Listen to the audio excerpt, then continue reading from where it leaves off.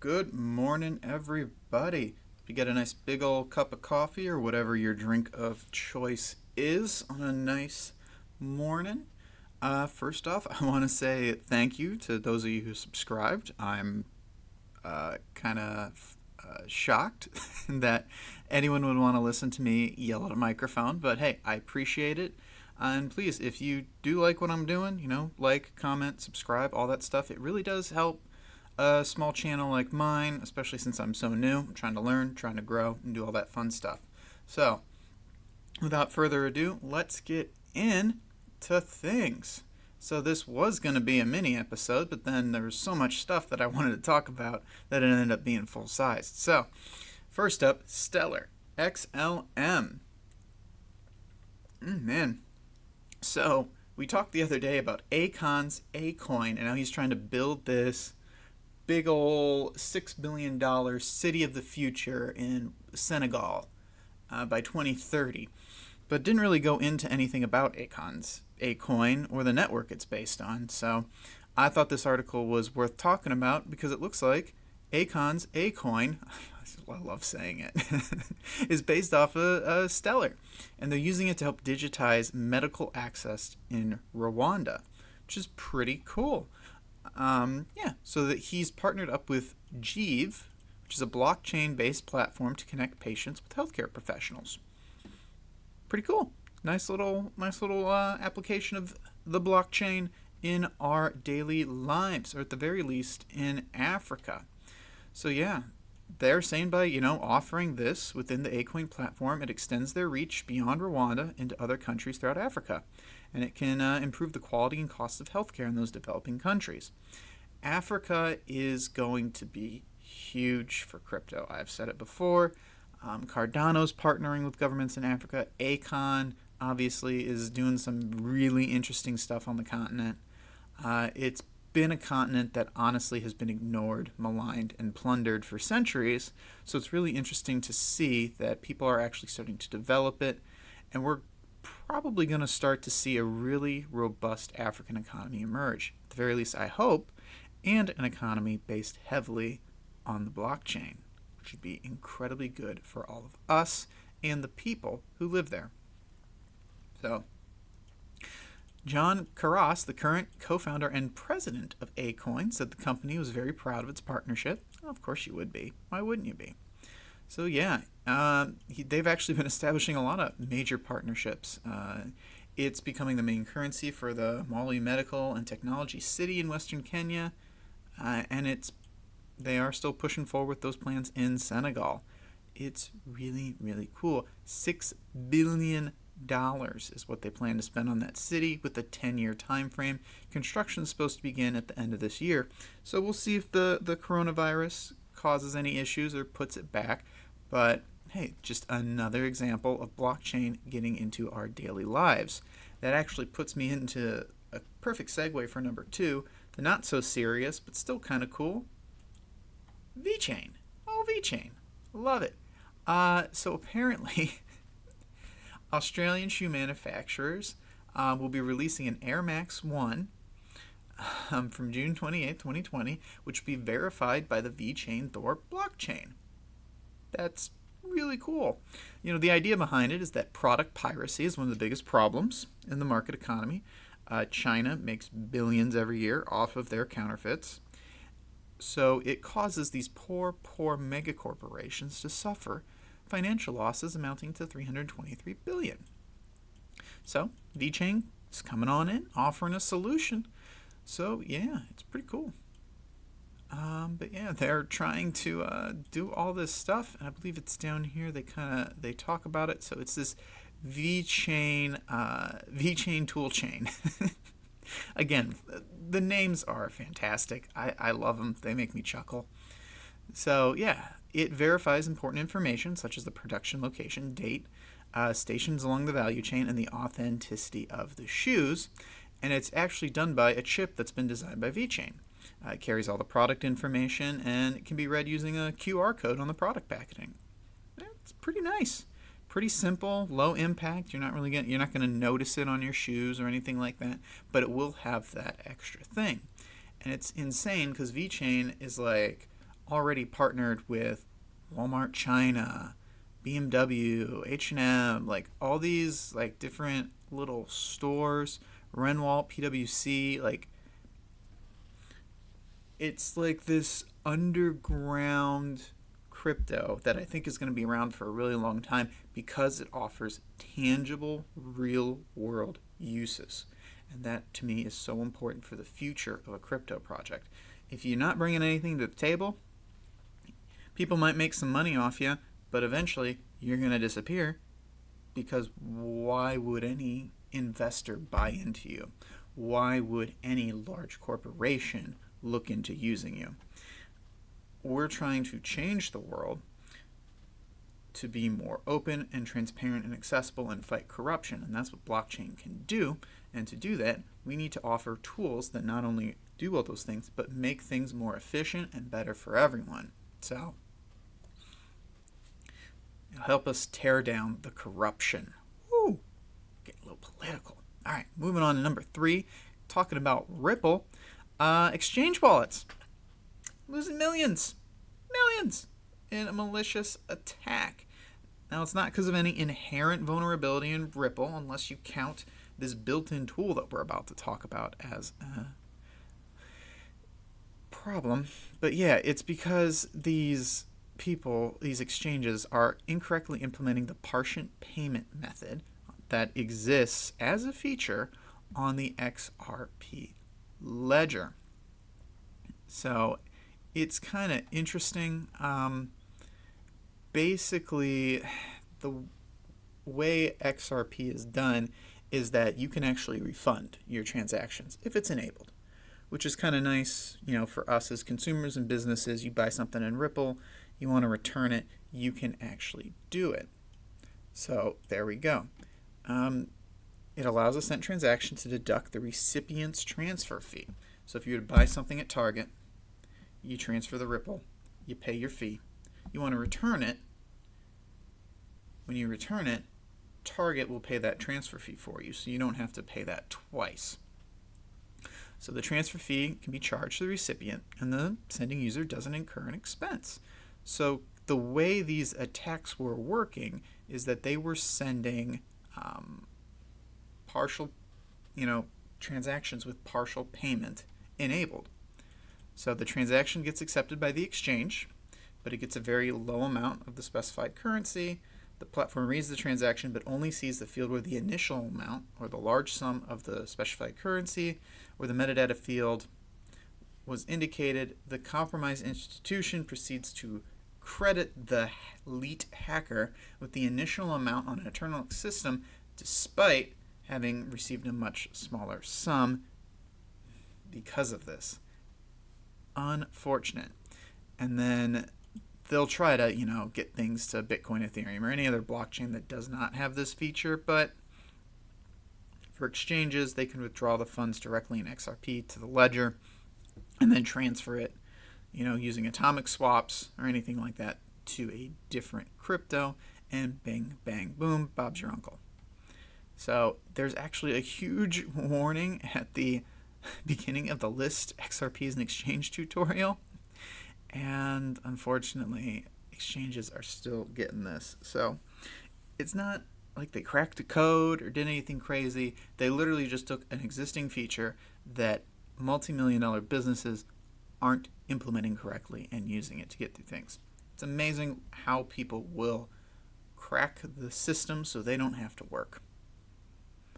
But yeah, unfortunate. Keep an eye on your XRP. Keep an eye on the exchange it's on. Be very careful. Again, crypto is high risk, high reward. Hopefully these exchanges, if any one person's was stolen, it doesn't seem like it, they're getting things back. But that actually leads me to another group of lead hackers.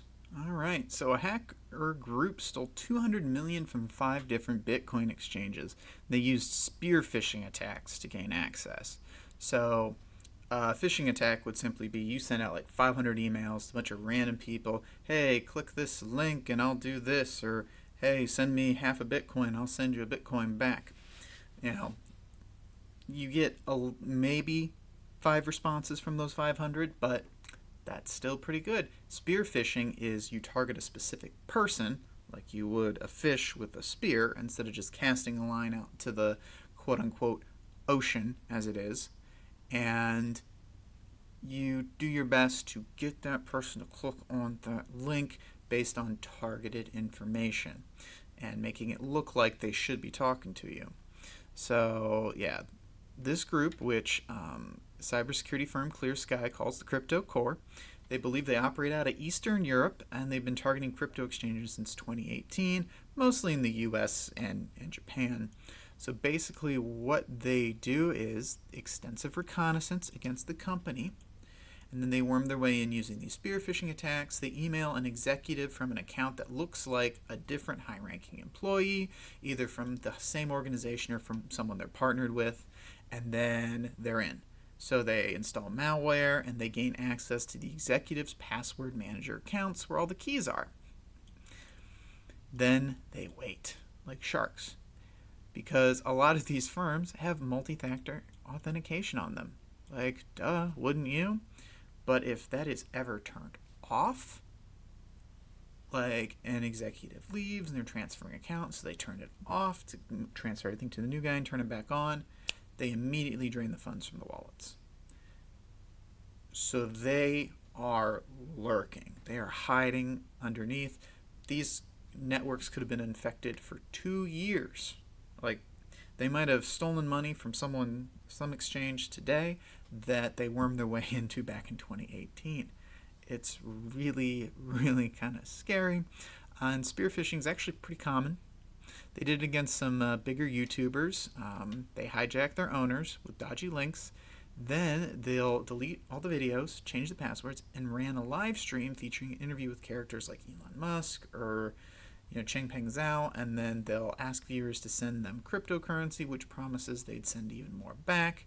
It's a scam, obviously, and there's an Elon Musk one that raked in about $2 million in 2 months, and I believe we talked about it on this channel. So, again, this is kind of a special ye be warned episode, I guess. Keep an eye on your stuff, do your research, don't trust anybody, don't click on any links.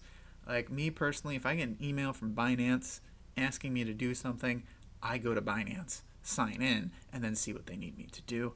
I never respond to any of those emails. I never click on anything in those emails unless I've gone to the site and I can verify on the site that I need to do something that was in that email. Okay? All right, let's move on to number 5. Venezuela, everyone's favorite problem country. It's apparently accepting Bitcoin as payment for passport renewals and extensions. That's pretty nice. I mean, Venezuela's got a lot of problems. They've got a lot of hyperinflation going along in the country. So, yeah, having a Bitcoin payment actually adds some stability, because if your currency is constantly inflating, you got to constantly change what things cost, and Bitcoin is more stable. As bad as that might sound to some people in the United States and other European countries who are used to more stable currencies, and Bitcoin seems incredibly volatile to us at times, it's not compared to Venezuela. So some images from the online portal, looks like they got it right here, show Bitcoin as an option along with an upcoming tab for credit cards and all that fun stuff. They were previously accepted but appear to be unsupported. Again, because of this hyperinflation, they kind of like turn things on, turn them off. But yeah, so look at that. Dear users, you've selected payment with crypto. Please keep in mind you'll have 8 minutes to complete the transaction, so we recommend you have your payment method on hand and facilitate the process without problems. Thanks for your understanding. There we go. Yeah, and then, like I said before, economic woes and ongoing struggles with hyperinflation. And then Bitcoin transaction volume in Venezuela on peer-to-peer crypto exchange Local Bitcoins has continued to soar with an all-time high for the week, ending the 6th of June with 997.7 billion bolivar. Though that is kinda, with hyperinflation, how much is that actually worth? How many loaves of bread can you buy with 1,000 billion bolivar? I really don't know. Yeah, up 4.41% from the previous week. So it's moving. But yeah, all right, halfway point. Thanks for all those of you who are still here. Please, if you made it this long, like, comment, subscribe if you want. Let me know how I'm doing, what I can do to improve, and all that fun stuff. All right, so LibertyX is announcing an initiative for 20,000 retail locations to serve as Bitcoin ATMs. Yay! More Bitcoin, easier access, better network capabilities, hopefully. Woo! Yeah. So yeah, major convenience stores and pharmacy chains such as 7-Eleven, CVS, Rite Aid, they're on the list of retailers participating in this initiative. And their push was made possible by the network of Bitcoin ATMs, cashiers, and kiosks across the country that will enable customers to make Bitcoin purchases on the go. Woo, that's a mouthful. Oh, by the way, transaction fees $200 to $500 and charges a retail service fee $495. But yeah, LibertyX, so they launched their first Bitcoin ATM 6 years ago.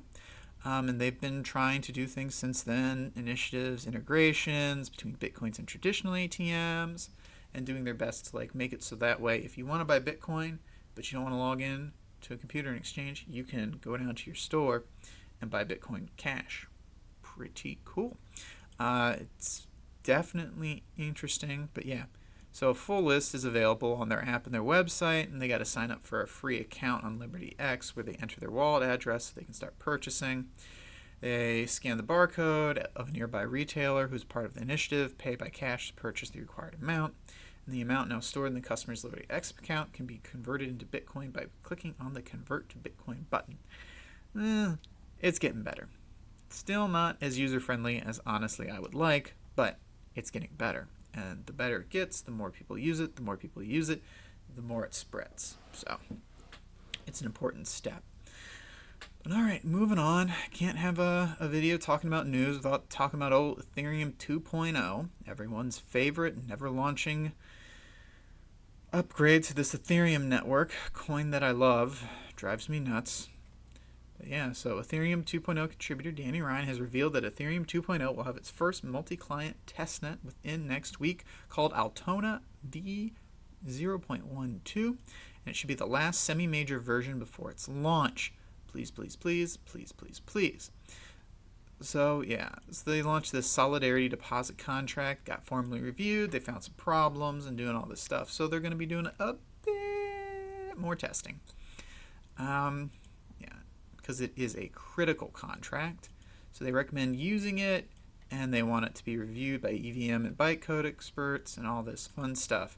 So yeah, the upcoming testnet, it's down here. It's going to be focused on developers rather than the end users. So it's going to be a quote-unquote dev net focused on, developers, test versions of the software in a production environment, Ethereum engineers to work on bugs. I believe they also are doing the bug bounty program for this, which is kind of nice. So they extend an invitation to the community. Altona is growing over time, and it's become community focused. Oh man, they want 16,284 validators. Whew. Dang. So it's moving slowly, glacially, minusculely, but it's moving. All right. Let's kind of get into some of the talking head stuff, but Bitcoin first, sliding below 9K. I believe right now it's already back above it, but it's dropping below. They give a few reasons why. It was a bad day for stocks. Everything going on in the world, we know. Stocks are slipping. People are unemployed. Wife and I were talking last night. She's worried she's going to get laid off from her job because were struggling before Corona and they're really struggling now. Thankfully, my employer is a little bit more stable, but yeah, it's not great out there. I hope everyone who's listening, at least one, either you or your partner, are gainfully employed, have benefits, and aren't struggling at the level that I know some people are. If you are, my heart goes out to you. Believe me, you'll get through it. Okay, I digress. So, it's a bad day for stocks. The Dow dropped, so then Bitcoin dropped. Bitcoin has been correlating almost 50% of the time with the S&P 500. It's one of those things, as more institutional investors get involved, when they panic sell, like everything. Just everything. Sky is falling, sell it all for cash. I don't get it, but that's what a lot of people are doing. But it looks like the majority of people, cooler heads are prevailing. So there we go. Miners are selling Bitcoin. If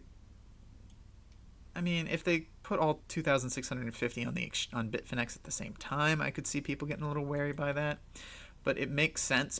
Miners gotta sell their Bitcoin every now and then. They gotta pay the electric bill. They gotta upgrade their equipment. They gotta pay their employees if they have them. Like, most of these Bitcoin mining farms are not fly-by-night one-person operations. They're multi-million-dollar businesses, because Bitcoin is frickin' hard to mine compared to what it used to be. So yeah, but a lot of the largest inflow came in on the 24th, so bad day in stocks, then this probably contributed a little bit. Yeah, look, Bitcoin USD chart, 92.33.24. It's down by less than a percentage point. People were expecting it. There's a tightening range, a little volatility. And that's true. I think everyone's holding their breath for all these future contracts to expire. I believe a bunch due tomorrow and some more due on the 30th. So we're going to see some interesting stuff happen, I think, through the weekend. I think Bitcoin's going to get volatile. We might see a dip well into the 8,000s. Ideally, I want to see 12, 13, 14,000. People seem to be optimistic, bullish. They're thinking about it. There's an excellent chance we can dip into the 8s or even 7s and then shoot up to test 14. Hey, I hope they're right, because if you dip down to 7, I'm probably going to buy some. Because I do think Bitcoin is undervalued at this point. There's so much adoption going on, so much spreading out, so much institutional investment, that I do think we're due for something. Finally, something. But what do I know? I'm some dude in his office talking into a microphone. Don't believe anything I say. Do your own research. I'm not a financial advisor. Yada, yada, yada. Blah, blah, blah. Oh, and finally, coming from the website Crypto Potato, someone who, in my opinion, looks like a potato, says Bitcoin's going to zero because it's not based on armed force. Old man says old man things. Says virtual currencies are just gambling, and the volatility behind the market will play a significant role in destroying it. Again, this is Jim Rogers. He's a quote-unquote well-known investor and financial commentator. He's an old dude who doesn't understand technology. By the looks of him, he's got a handler who has a smartphone that does all his stuff for him. So many things make me angry about this article. Oh, they didn't exist a few years ago, and now they're like 1,000 times more valuable. This is a clear bubble. I don't know the price. It's going to zero. It's worth noting the Primo... Oh man, he reaffirmed his previous stance from November that Bitcoin looks and smells like bubbles I've seen throughout history. Yeah, we were in a bubble in 2017. We all knew that. We knew that when we were in the bubble. We were just seeing how long we could ride it. But while his bearish stance on cryptocurrency remained firm, he believes that the human race will eventually digitize money. Well, okay, China's doing that, and he's just saying electronic money in your smartphone is government-managed money because, and this is the example he uses, in the United Kingdom in the mid-1930s, so almost 100 years ago, the Bank of England said if you spend money other than our money, it will be treason. Rebellion means to the death penalty. Therefore, no one has ever used anything other than this guy issued by the Bank of England. So even if the cryptocurrency outlive their current status of gambling funds, government won't allow their adoption to continue, making them illegal. Ultimately, no money outside of government control will exist. And here's where I gotta say, you're an idiot. And there's so many things, like, one, there's too many investors too much money to be made. The government's bought and paid for by them. They're not going to want to get rid of this. 2, the technology brings real-world tangible benefits. And 3, it's decentralized. Who do you target? Who do you go after? Tracking people using Bitcoin is hard. And honestly, the government would spend more time trying to stamp it out and more money trying to stamp it out. And it would always exist. A great example or analogy would be the war on drugs in the 1980s. How much money did the United States government spend on the war on drugs? Billions. Billions and billions of dollars. Thankfully, we eradicated, marijuana, cocaine, heroin, ice, all that stuff, right? Yeah, no drugs. They don't still exist. They don't still generate billions of dollars. We aren't still trying to stamp these things out. Come on, man. He's an idiot. And that's what I'm going to say about that. All right. So that kind of rounds up 10 things I want to talk about today. Man, guess I'm going through puberty still. I'm in my 30s. Christ. All right. Top 10. Everything's in the red. In fact, it looks like, Chainlink. Chainlink's green. And so is this UNSSEDLEO. No idea what that is. I'm actually going to be looking at that once I get off. But yeah, pretty red. So we'll see how the day goes. I honestly do feel like, we're going to see another day of meh just because stock markets are meh and the contracts expire tomorrow. So everyone's kind of in this wait and see mode. I expect we'll see a nice volatility spike as those things start to expire. Alrighty. Well, hey, thanks for listening. Again, like, comment, subscribe.